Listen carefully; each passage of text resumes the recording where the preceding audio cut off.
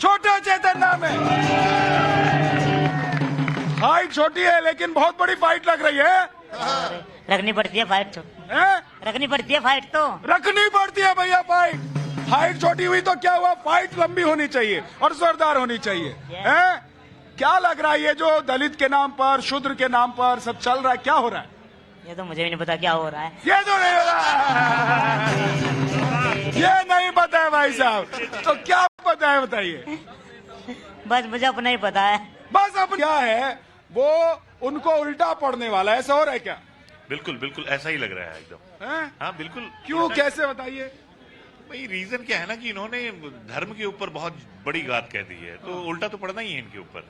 उल्टा पड़ जाएगा, समाजवादी पार्टी पर उल्टा पड़ जाएगा। और मायावती जी का, मायावती जी ने कहा है, बिल्कुल सही कहा है ये बात तो। पहली बार उन्होंने सही बात कह दी है। पहली बार उन्होंने सही बात कर दी। क्या जी, क्या बोले बताइए? मायावती जी ने कहा है कि भैया शूद्र का, ये भाई साहब दुनिया में ही नहीं, अलग अपनी दुनिया बनाए बैठे हैं। कोई बात नहीं, अलग से दुनिया बन की चल रही है, खुश रहे, यही अच्छा है। क्या जी? देखिए, मैं कहना चाहूंगा कि भारतीय जनता पार्टी समाजवादी पार्टी और पार्टियों को भी धर्म के नाम पे फंसा देती है और ये फंस जाते हैं। ये भाई साहब खुद, तो ये बीजेपी ने फंसा दिया है। सुन लीजिए। हाँ, ये खुद रामचरितमानस के अच्छे वो दोहे कहते हैं, मैं इनको जानता हूँ। लेकिन ये फिर फंसते जा रहे हैं। एक बार इनके जो राष्ट्रीय नेता हैं अखिलेश जी, वो स्टेटमेंट नहीं दे सकते कि भाई मौर्य जी माफी मांगेंगे। यदि वो माफी मांग लेते हैं तो मामला खत्म। तो मौर्य जी माफी मांग लेते तो मामला ही खत्म हो जाता। अभी मायावती जी को भी मौका नहीं मिलता और चुनाव में समाजवादी पार्टी को शायद मौका मिल जाता। देखिए, मैं समझता हूँ कुछ दिन के लिए राजनीति छोड़ देनी चाहिए। ये किसको? जो भाई खड़े हैं, सभी दलों को छोड़ देनी चाहिए, भारत की बात करनी चाहिए। ये जो भाई खड़े हैं, इनमें सरदार भगत सिंह भी हो सकता है, इनमें राजगुरु भी हो सकता है और देश का प्रधानमंत्री भी हो सकता है।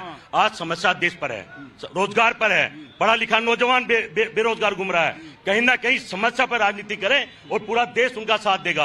आज इनमें से बताइए कितने भाई खुश है और सुख है? कौन सा भगवान किसको क्या दे रहा है? भगवान तो सब यही कहते हैं कि सब मिलजुल कर रहो, सब इकट्ठा रहो, झगड़े मत करो। पर देश में चल क्या रहा है? लेकिन जगदीश जी, राहुल गांधी जी जब जनेऊ पहना के एक बच्चे को अपने साथ घुमा लेते हैं और एक बच्ची को नकाब पहनाकर अपने साथ यात्रा में निकालते हैं, तो सवाल तो वहां पर भी उठता है कि अगर आपको राजनीति करनी है भाई साहब, तो आप राजनीति कीजिए विकास की, आप राजनीति कीजिए रोजगार की, लेकिन आप बात करेंगे रोजगार और विकास की, और जैसे ही राजनीति में आएंगे, यात्रा पर निकलेंगे तो चलेंगे जनेऊ वाले बच्चे के साथ।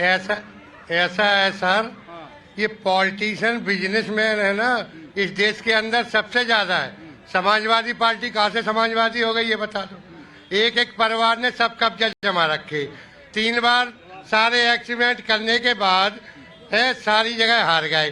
तो इनका क्या फूट डालो, राज करो, सब कुछ बढ़िया चल रहा, देश आगे चल रहा है। ये देखो अब अंग्रेज क्या क्या लिख के दे रहे हैं अडानी के खिलाफ है, कुछ भी नहीं है। ये सिर्फ मोदी, देश की तरक्की उन्हें हजम नहीं हो रही, क्योंकि उनके हथियार कौन खरीदेगा? पहले खरीदते थे, अब Modi ji make in India के तहत